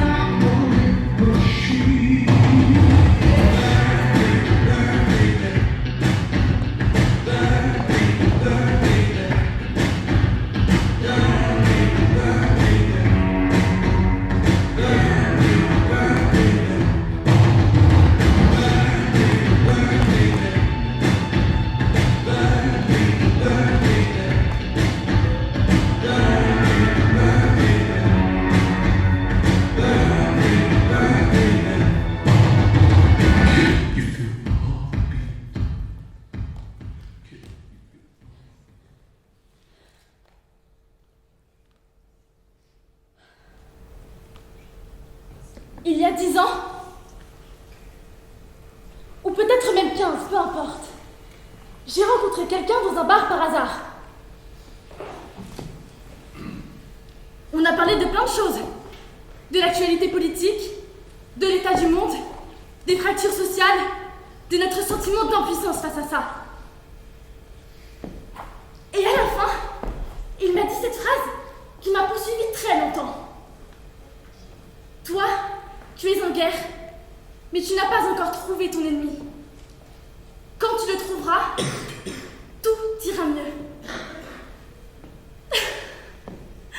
Pendant des années, j'ai suivi cette injonction et je n'ai fait que chercher cet ennemi partout pour le mettre à terre, le vaincre et l'anéantir. Je me suis parfois égarée là-dedans, à traquer cet ennemi qui refusait de me montrer son visage mais qui continuait à détruire tout autour. À force de le chercher partout pour le combattre, je me suis laissée avaler par le courant du temps. J'ai accéléré jusqu'à perdre le contrôle du volant et le goût des voyages. Je ne pouvais plus rien contempler des paysages qui défilaient sous mes yeux. Mais j'ai continué. Et j'allais continuer sur le même rythme, car c'est ça qu'on me demandait de faire pour exister. Pour garder mon droit de parole. Et même si je contestais ce pouvoir qui m'obligeait à entrer dans cette course effrénée, j'obéissais à son injonction. Je continuais par inertie ou par peur de perdre le sens. Peur de se perdre dans le silence ou l'immobilité. Peur de tomber à nouveau dans le vide. Celui qui me faisait si peur pendant l'enfance, bien plus que les monstres ou l'obscurité. Ou peut-être peur de perdre l'amour de celles et ceux qui disent avoir besoin de m'entendre parler. Et à ce moment-là, je me suis rendu compte que l'ennemi n'était pas dehors. Il était là, à l'intérieur de moi, et il était temps que je fasse la paix avec lui. La guerre s'est enfin arrêtée. Elle n'a peut-être même pas existé en dehors de ma tête.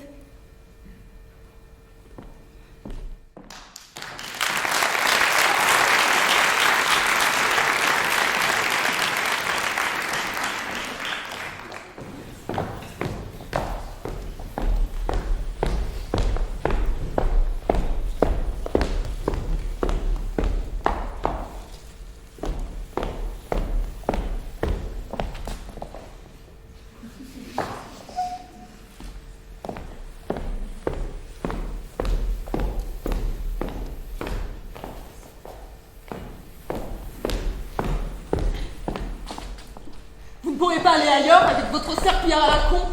Vous ne voyez pas que si j'attends devant cette porte, c'est parce qu'à l'intérieur, ils sont en train d'opérer mon fils, qui est dans un état critique. Sachez, monsieur, que vous venez de parler au professeur Camille Lévy. C'est le grand patron de ce service et le seul ici capable de sauver votre fils. Mais pourquoi n'est-il pas dedans? C'est comme ça qu'il procède, par humilité. Il lessive toujours le sol avant d'opérer un patient. Il passe incognito entre les gens, ce qui permet par la suite de savourer la plus douce des vengeances. Et vous venez de l'humilier. Vraiment? Oh, qu'ai-je fait? Pardon, professeur Kamilevitch. Je vous en supplie. Je vous supplie de me pardonner et d'aller sauver mon fils. Sauvez mon fils, professeur Kamilevitch, je vous en supplie. Pardon, professeur Kamilevitch, je vous en supplie, s'il vous plaît. Sauvez mon fils, professeur Kamilevitch. Sauvez mon enfant. Maintenant, vous saurez ce que c'est que d'humilier le professeur Kamilevitch. Oh, oui, je le saurais. Mais comment aurais-je pu savoir que vous étiez le professeur Kamilevitch? C'est votre problème. Tout homme doit avancer dans la vie en considérant son prochain comme s'il était le professeur Kamilevitch. Le professeur Kamilevitch parfaitement. Même votre chat peut être le professeur Kamilevitch sans que vous vous en doutiez. Oui, même mon chat. Mon chat est le professeur Kamilevitch. Mais vous, je vous en supplie, pardonnez-moi. Je vous promets qu'à partir de maintenant, j'agirai selon vos instructions et que toute ma vie, je considérerai mon prochain comme s'il était le professeur Kamilevitch. Ah, on se mord les doigts, hein? Ah oui, on se mord les doigts. Et comment on se les mord? Très très fort. Il vous fait la vie dure, le professeur Kamilevitch, pas vrai? Oui, très très dur. Mais soyez miséricordieux, vénéré professeur Kamilevitch. Non, je ne vous pardonnerai pas et je ne paierai pas votre fils. Ah, vous avez voulu faire le malin avec Kamilevitch. Eh bien voilà où ça mène. Oh, quelle erreur, quelle terrible erreur que j'ai commise. Oh, je regrette. Si vous saviez comme je regrette. Comment puis-je me faire pardonner? Le monde entier va apprendre ce que c'est que de faire le malin avec Kamilevitch. Non et non, pas de quartier. Pas avec Kamilevitch. Pas avec Kamilevitch, mesdames et messieurs. Pas avec Kamilevitch, mesdames et messieurs. Pardon? Qu'est-ce que vous croyez, imbécile? Combien de temps pensiez-vous que j'allais rester là, à me répandre en excuses à vos pieds? Vous ne vous doutiez pas que tôt ou tard, je me relèverai et que j'emmènerai mon fils se faire opérer par un grand spécialiste et que je nourrirai envers vous une aide éternelle, doublement éternelle d'ailleurs parce que j'étais obligée de vous supplier à genoux.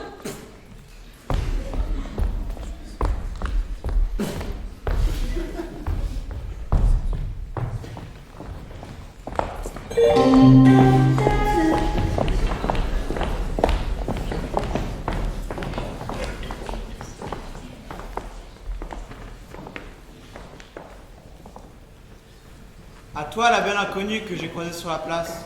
Tu portais un col roulé et un pantalon en cuir. Tes cheveux étaient...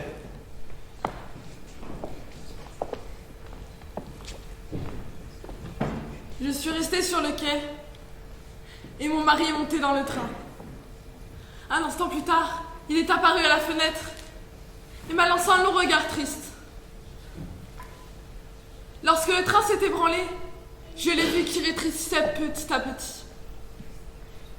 Emporté dans son wagon, il a rétréci de plus en plus, jusqu'à n'être qu'un point, qui s'est finalement évanoui dans le lointain. J'ai tourné les talons, et à ce moment-là, j'ai entendu le sifflement de la locomotive, et je me suis rendu compte que le train n'était pas parti, qu'il n'avait absolument pas bougé, que le rétrécissement de mon mari n'était pas une illusion d'optique. Je me suis approchée de la fenêtre du compartiment.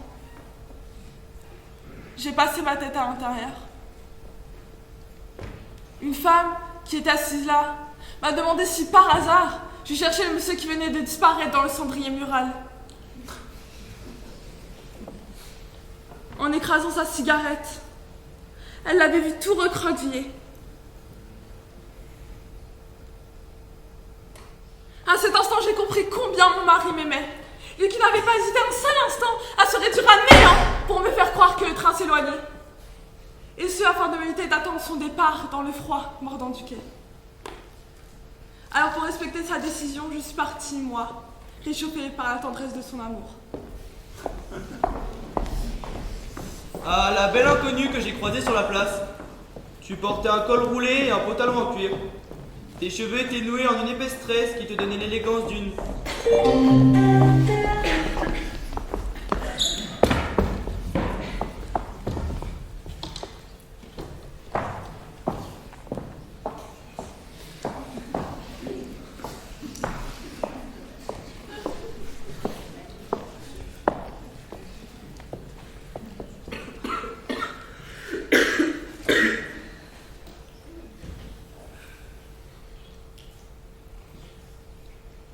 Il n'y a rien. Puis-je appeler ce rien Danny Chéri? Bien sûr que non. S'il n'y a rien, il n'y a pas non plus de Danny Chéri. Mais il aura suffi qu'un homme, mon mari en l'occurrence, me pénètre pour qu'en moi, une cellule se féconde et commence à se diviser. Puis-je appeler cette division Danny Chéri? Bien sûr que non. Il est encore trop tôt. Et si le processus s'arrêtait à mi-chemin? Ou s'orientait plutôt vers Lily Chéri? La cellule continue de se diviser. Une vie se forme en moi. Puis-je l'appeler Danny Chéri? Bien sûr que non! Il n'a pas encore de traits de caractère, son visage est encore flou. Tout au plus, je peux l'appeler Embryon. Embri-bri. Embri-bri grandit et se développe. Une vie se forme en moi. Son mari, son visage commence un peu à nous ressembler, à mon mari et moi. Et voilà qu'il naît. Il vient au monde et hurle. Est-ce Danny Chéri qui hurle? Oui, c'est Danny Chéri. Bien que nous n'ayons pas encore décidé quel nom on lui donnerait. Pour l'instant, on l'appelle encore Choupinet, petite crevette ou mon bébé. Mais ce que je ressens pour lui se nomme déjà Dany chérie. Il y a la Lune, la Voie lactée, 500 espèces de grenouilles, la bombe atomique, et sur la même ligne de mire, partie intégrante du cosmos, Dany chérie. Dany chérie vivra, touchant du bois, 60 ou 80 ans, bien trop peu à mon goût. Et quand il sera mort, je serai déjà morte depuis belle lurette, mais il aura été le Dany chéri de sa femme et de ses 2 adorables enfants. Mais s'il est mort, pouvons-nous continuer à l'appeler Dany chéri? Bien sûr que oui! On l'enterre sous le nom de Dany chéri, on grave son nom sur sa pierre tombale et on imprime des faire-part de décès à son nom. Mais ce n'est déjà plus le Dany chéri que nous connaissions. Certes, il a encore un visage, mais plus d'esprit ni de sentiments. D'ailleurs, il ne répond pas à son nom. Et avec ses traits qui deviennent de plus en plus flous, combien de temps pourrons-nous continuer à l'appeler Dany chéri? Son visage finit par s'effacer complètement. De Dany chéri, il devient Clamsy chéri, cadavre, puis squelette. Il finit par s'effacer complètement. Les plantes et la vermine s'en donnent à cœur joie, le réduisant en grains de poussière, de petits poussis, plus rien. Et voilà. Fini, Dany chéri.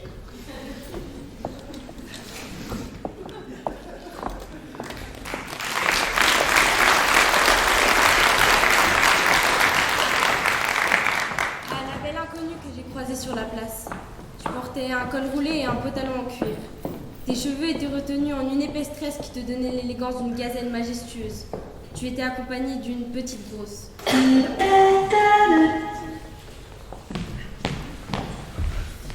Je suis dans un état d'extrême tension que je ne m'explique pas. Il m'arrive, de plus en plus souvent et sans aucune raison valable, d'avoir peur de me retrouver soudain à Calcutta, main dans la main avec une vieille femme sans dents dont en plus je découvre, allez savoir comment et pourquoi, qu'elle est ma femme. Ah, l'horreur! Et le pire, c'est que tout à coup, elle m'enlace et veut que je l'embrasse. Comment ai-je atterri à Calcutta? C'est terrible, j'en tremble, j'en ai des suées. La voilà, la vieille indienne! Elle s'appelle Casta Branca et elle vous fait dire qu'elle en a ras-le-bol de nourrir les angoisses de tout un tas d'individus sur la Terre. Elle demande ce qu'elle a fait pour mériter ça. Elle aussi est un être humain, elle aussi a été jeune. Pourquoi la prend-on systématiquement pour une sorcière? Elle dit qu'elle aussi elle a des angoisses. Des angoisses, toi? Mais c'est toi l'angoisse. Ah, ça ne fait pas du tout à la vieille indienne qu'on la prenne pour quelqu'un qui n'a pas ses propres angoisses. D'autant que les chiennes, elles, ne sont pas liées à des conneries comme les vous.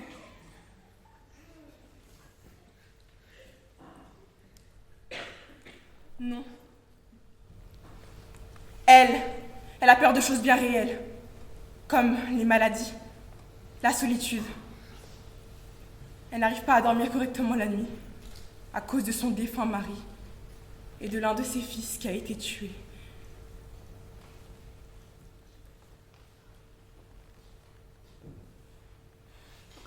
Elle ne peut pas manger correctement parce qu'elle a perdu toutes ses dents. Et qu'elle n'a pas assez d'argent pour s'acheter un dentier. Et aussi, elle a très peur de la mort. Vu qu'elle en est très proche de la mort. Elle en a très peur. Elle aussi, elle était une petite fille effrayée par les sorcières. Alors maintenant, elle exige que son papa et sa maman la prennent dans leurs bras et viennent la sauver.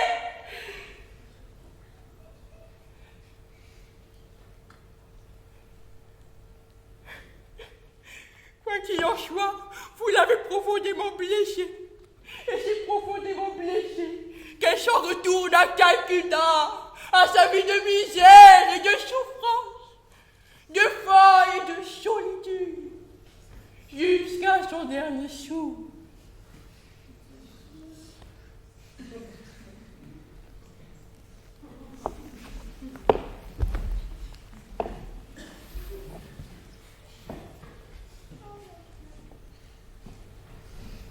Et moi, non seulement je reste dans cet état d'extrême tension que je ne m'explique toujours pas, Mais en plus, maintenant, me voilà écrasé par le poids d'une terrible culpabilité.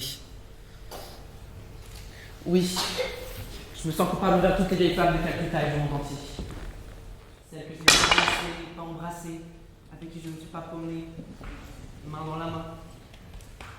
Oui, je viens de comprendre que notre rôle dans ce bas monde, le seul et l'unique but de notre existence, était d'épouser de vieilles tentées de Calcutta et de se promener avec elles, main dans la main. Tout le reste n'en est que la minutieuse préparation.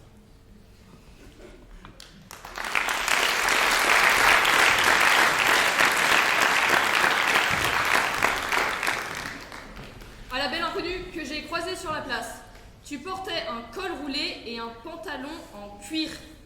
Tes cheveux étaient retenus en une épaisse tresse qui te donnait l'élégance d'une gazelle majestueuse. Tu étais accompagné d'une petite grosse, vêtue d'un manteau vert cacadois. Moi, je me promenais.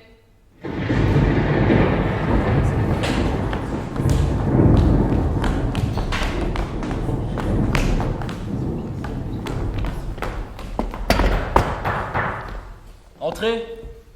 Bonjour, excusez-moi de vous déranger, vous êtes bien Monsieur Taube? Oui. Le mari de Sophie Taube? Oui. Ah, Monsieur Taube, j'ai une mauvaise nouvelle à vous annoncer. Asseyez-vous. Merci. J'ai une très mauvaise nouvelle à vous annoncer, Monsieur Taube. Je vous en prie. Soyez fort. Votre femme est morte. Ah, Pourquoi est-ce que vous pleurez? parce que votre femme est morte. Ben... c'est la vie. Elle est morte, monsieur. Oui, vous venez de le dire. Elle ne bouge plus, elle ne respire plus. Sans quoi, elle ne serait pas morte. Je comprends. Vous l'avez bien connue. Moi, pas du tout. J'ai trouvé votre femme au bord de la route et je l'ai ramenée ici parce que c'est cette adresse qui figurait sur sa carte d'identité. Allons, calmez-vous, jeune fille. Vous allez finir par me faire pleurer. Ça va mieux? Oui, Donc j'imagine que vous avez une voiture? oui, À vous? oui. Quelle marque? Une Ford. Combien de cylindres? 18, votre femme est allongée dedans. Ah, mais ça doit être une grosse voiture alors. Monsieur Taube, j'ai ramassé votre femme au bord de la route. Elle était morte et comme il n'y avait pas d'hôpital à proximité, je l'ai mise dans ma voiture et je l'ai transportée jusqu'ici. Dans la Ford? Oui. C'est une automatique? Non. Combien de chevaux? 8. Vous voulez que je la monte? Pourquoi? Vous venez de dire qu'elle était morte? Vous êtes son mari, non? Oui? Alors prenez-la. Mais prenez-la vous-même. Mais ce n'est pas ma femme. C'est vous qui l'avez trouvée. Mais c'est vous le mari. Quelqu'un vous a demandé de la ramasser? Certainement pas elle. Elle n'a pas agité le bras pour vous forcer à la ramasser, n'est-ce pas? Évidemment, elle était morte. Qu'est-ce qui vous arrive? Votre femme est morte, monsieur. Ça va, changez de refrain. Elle ne bouge plus, elle ne respire plus. Là, vous radotez. Mais c'est que je ne sais pas quoi en faire, moi. Vous êtes jeune. Vous avez tous les hôpitaux devant vous. Si je peux tenter un mot de consolation. Ma vieille, la vie continue. Il faut aller de l'avant. De l'avant, mais comment? En regardant droit devant. Allez, ne vous laissez pas abattre. Merci, vous êtes très gentil. Bon, eh bien, dans ces circonstances, je crois que nous nous sommes tout dit. Et n'oubliez pas de protéger le revêtement de vos sièges quand vous la tirerez hors de la voiture. Je ferai de mon mieux. Merci, excusez le dérangement. Tout le plaisir a été pour moi.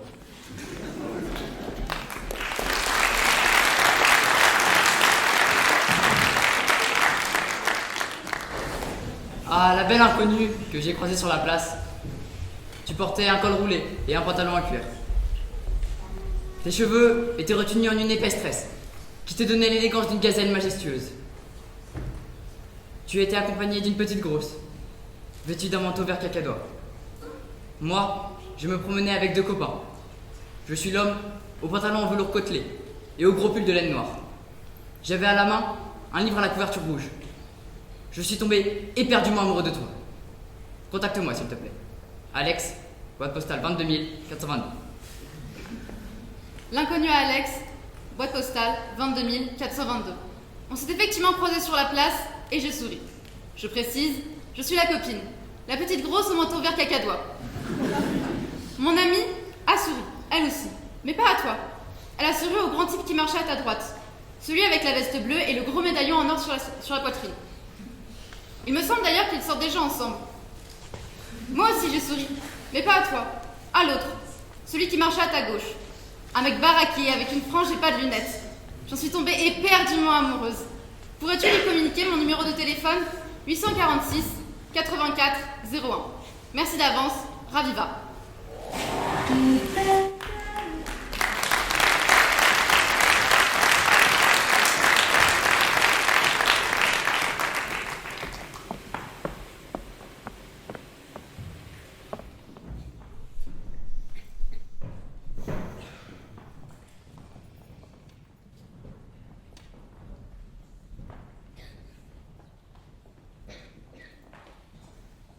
Je vous promets du sang et des larmes. Ça, vous pouvez compter sur moi. Et quand je dis du sang et des larmes, ce sera du sang et des larmes. Et en plus, vous transpirez. Je vous promets que ça ira mal. Ça, vous pouvez compter sur moi. Et quand je dis que ça ira mal, c'est que ça ira vraiment mal. Pas seulement mal, de mal en pire. C'est sans espoir que vous vivrez. Ça, vous pouvez compter sur moi. Et quand je dis que vous vivrez, certains d'entre vous vivront. Mais on se demandera, à quoi bon ?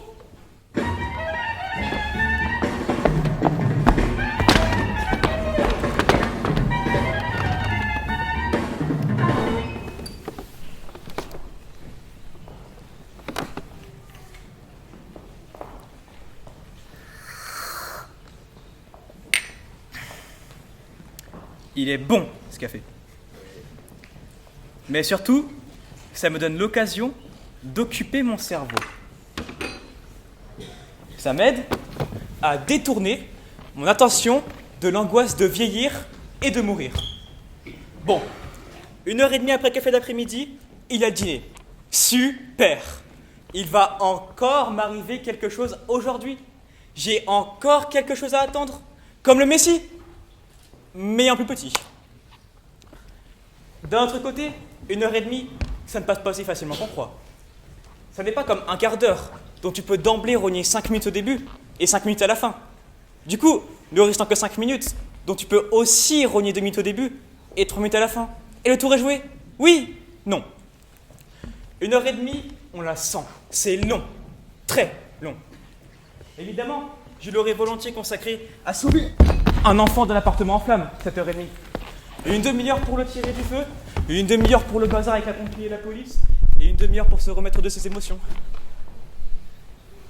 Bon allez, je vais enfiler les pantoufles.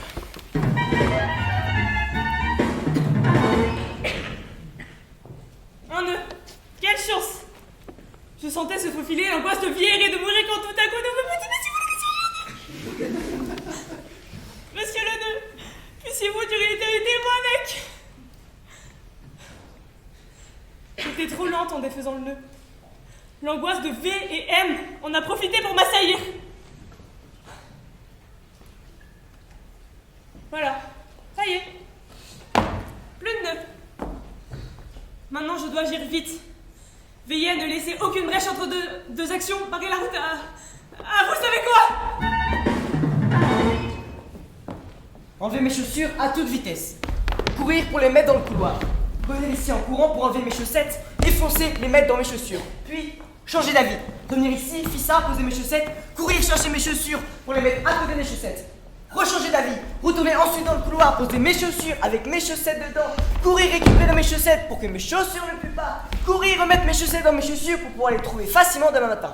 Courir récupérer le tout et foncer à les accrocher dans la salle de bain mes chaussettes avec mes chaussures en dessous pour pouvoir les trouver facilement demain matin.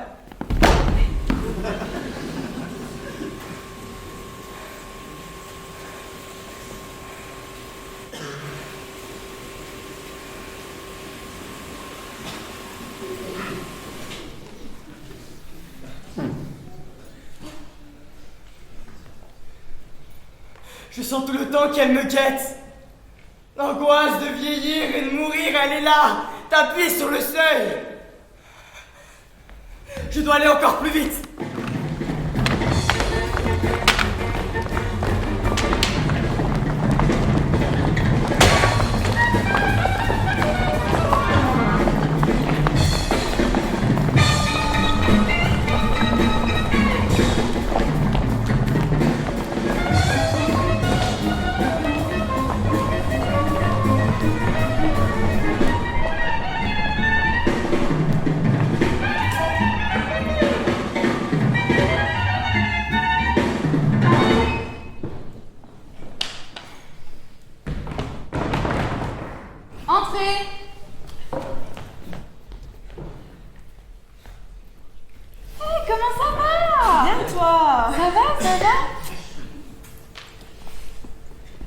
Entrez, asseyez-vous. Vous prendrez bien un café? Avec plaisir. Non, merci.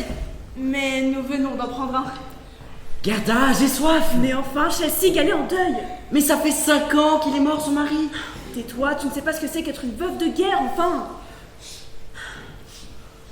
Eh oui, c'est ainsi. Oh tiens, un avion. C'est vrai, un avion. Mais enfin, Chelsea, tu dérailles ou quoi? Tu ne te rends pas compte que ça lui rappelle des souvenirs? Quoi? Il était pilote de chasse. Tu te crois vraiment malin, hein? Tu ne sais pas ce que c'est qu'être une veuve de guerre, enfin. Eh oui, c'est ainsi. Et si je vous servais quand même quelque chose à boire? Non, merci. Non, non merci. Ah, quoique peut-être... Ah, quand je pense que dans une semaine, ce sera Pâques. C'est vrai, ce sera Pâques dans une semaine. Mais enfin, Chelsea, t'es débile ou quoi? Tu te rends pas compte que ça lui rappelle aussi des souvenirs? Quoi, même Pâques? Il s'appelait Paco? Pardon, madame. De quoi? Non, rien. Rien comme ça, pour rien. Chelsea est un homme très bien élevé. Il adore demander pardon aux gens. À propos, est-ce que je vous ai dit que je me remariais dans un mois? C'est vrai? Toutes mes félicitations. Mais enfin, Chelsea, arrête avec tes félicitations. Elle est veuve de guerre. Mais elle a dit qu'elle se remariait. Tais-toi. Vous faites ça pour des raisons financières, j'imagine. Non, pour moi. Ah, pour les enfants? Non, simplement parce que j'ai besoin d'un mari. Vous viendrez à mon mariage, j'espère. Non, merci, nous avons déjà vu. On viendra. Et comment qu'on viendra? Ce sera notre dernier hommage.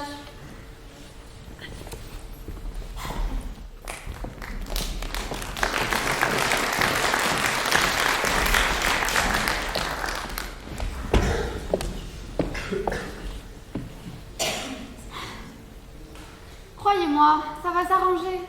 Et comment voulez-vous que ça s'arrange? Ici, on passe d'une guerre à l'autre. C'est pas une vie.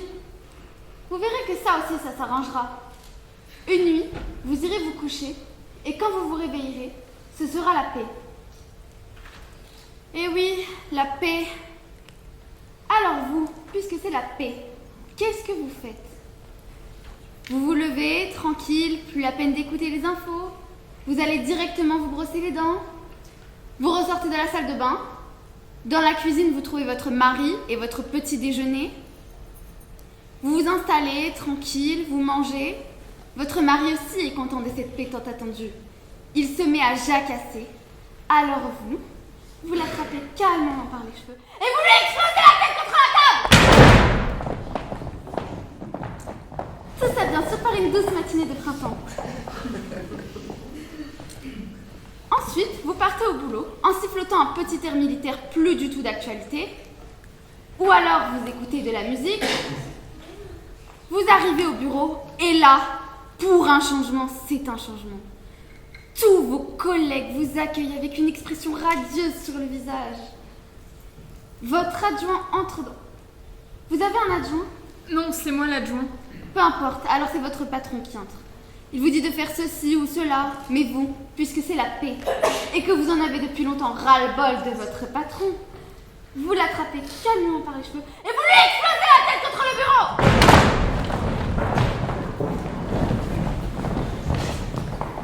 Vers midi, vous rentrez déjeuner. Ensuite, vous vous allongez pour faire une petite sieste. Là, votre gosse rentre de l'école. Et lui, puisque c'est la paix, il a envie de se défouler. Alors il se met à pousser des cris de gorée qui vous empêchent de dormir. Alors là, vous l'appelez calmement. Et quand il est là, tout près, vous l'attrapez par les cheveux et vous lui explosez la tête contre le pied du lit. Ensuite, vous prenez une douche, vous vous épilez et vous allez au cinéma. À la séance de 7 heures. Voilà comment se déroule votre premier jour de paix. Et ça continue, 1 jour, 2 jours, 3 jours. La belle vie. Oui, la belle vie. Et le 4e jour, vous êtes viré. Vous rentrez à la maison, Vous entendez les voisins gueuler, les escaliers sont dégueulasses, la compagnie d'électricité a causé des dégâts des eaux, votre gosse fait une crise d'appendicite et votre mari s'est tiré avec l'épicière. Alors là, vous rentrez dans votre appartement, vous préparez une tasse de café, vous vous installez pour la boire et là, vous vous attrapez par la tête et vous voulez exploser contre la table.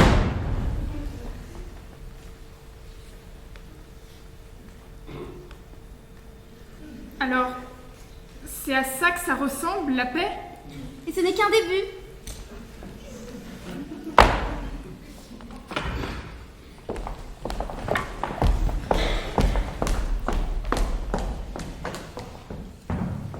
On est petit, tout petit, si petit que vous ne nous voyez pas. Même si on existe, même si on respire, même si on se reproduit, même si on se tient sous vos pieds, que vous nous foulez, nous broyez, nous jetez avec les autres corps, les épluchures, les déchets. On est celles et ceux que vous ne voyez pas, celles et ceux que vous ne savez pas. Les fleurs qui se fanent, les bijoux sur la commode, les poussières d'étoiles qui tombent dans les mers mortes, les astres brefs. On est les choses et les êtres que vous ne voyez pas, ne percevez pas, ne constatez pas. Les canards en plastique, les pavements lisses des cathédrales, les carpes. Nos présences ne sont pas remarquables. Nos présences sont comme nous, minuscules. Mais nous sommes pourtant. Nous entendons le vent, le bruit des chutes et des klaxons. Nos peaux frémissent au son des chaluts, des martingales, des marteaux-piqueurs. Nos chairs éprouvent le temps, la lenteur des matins, les automnes roux, le cahotement des jours. Nous n'avons pas de prénom, pas de carte d'identité. Personne ne nous appelle. Mais nous vibrons pourtant. Nos présences vibrent de se tenir sous vos yeux qui ne nous voient pas. Nos présences vibrent de votre ignorance. Les âges anciens, les étoiles vieilles, le trouble des planètes. Nous sommes le peuple des choses et des êtres que personne ne voit. Le givre. Le peuple des choses et des êtres que personne n'entend. Les failles. Le peuple des choses et des êtres que personne n'admet dans son rang. Les firmaments. Et nous respirons, nous vivons, nous nous modifions, nous nous érodons. Le temps passe sur nous comme il vous abîme. Nous nous fendillons. Nous recevons vos coups, vos entailles, les jurons que vous proférez contre notre résistance, la matière. En silence, nous vous alimentons. En silence, sans rien dire, nous vous entourons, vous réchauffons, vous comblons. En silence, sans jamais rien dire ni protester, car nous sommes petits, si petits que personne ne sait que nous sommes là, sous vos regards, autour de vos corps, dans vos existences. Personne, si ce n'est le vent parfois, la pluie sur vos cheveux, la foudre. Nous ne sommes pas doués de paroles, seulement de présence, un dépôt, seulement de présence, une retenue dense. Nous sommes la force muette des choses, leur tranquillité mate, la constance basse des pierres et des insectes. Nous sommes la certitude lente des méduses, le bruissement des glaciers. Nous sommes les ondes, et nous vous entourons. Vous ne nous voyez pas, mais nous vous savons. Vous ne nous percevez pas, mais nous vous entendons. Nous recevons vos plaintes, vos larmes, les tremblements de vos cœurs amers. Nous protégeons vos songes, la vanité de vos triomphes. Malgré vous, nous vous gardons. Nous, les pattes écrasées des mouches, les météorites, les grains de sable dans les poches des enfants, nous, les étoiles de mer, les algues, les alluvions, nous, les feuilles argentées des érables, les fleuves, les tourbillons, nous, les lutins, les lucioles, les feuilles sur les chemins. Nous qui ne possédons rien si ce n'est nous-mêmes, nos existences muettes, nous-mêmes, nos existences pour personne, nous, les oubliés, les condamnés à rien, nous, les dorifores, les chiens, nous, les pierres enfouies dans les rivières, les limaces, les boisseaux, nous, les anémones, les firmaments, les renardeaux, nous l'armée des bêtes et des choses vaines, Nous sommes vos témoins faits